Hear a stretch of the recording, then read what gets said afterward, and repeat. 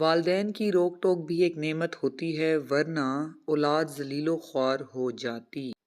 آخر کار زندگی رلا ہی دیتی ہے، پھر چاہے آپ ماں باپ کے کتنے ہی لاڈلے کیوں نہ ہوں۔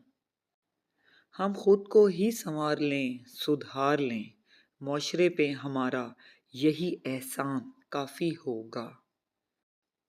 میں یہ جانتا ہوں کہ میں کچھ تو ہوں، لیکن میرا رب کچھ بھی بیکار نہیں بناتا۔ ہمارے اپنے گریبان میں سانپ اور بچھو لٹک رہے ہوتے ہیں اور ہمیں دوسروں کی مکھیاں اڑانے کی فکر لاحق ہوتی ہے۔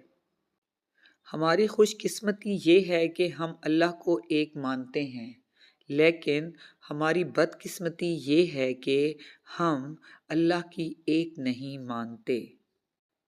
بھری ہوئی جیب سے دنیا کا پتہ چلتا ہے اور خالی جیب سے اپنوں کا۔ اپنی انا کو کسی کے سامنے پامال کرنا عشق مجازی ہے اور اپنی انا کو بہت سوں کے سامنے پامال کرنا عشق حقیقی ہے۔ میں نے پوچھا بابا جی حسد کیا ہے؟ کہنے لگے رب کی تقسیم سے اختلاف رکھنا۔ اس دنیا میں سب سے بڑا افلاس محبت کی کمی ہے۔ افسوس کی بات یہ ہے کہ ہم بھلائی تب کرتے ہیں جب ہم برائی کرنے کے قابل نہیں رہتے۔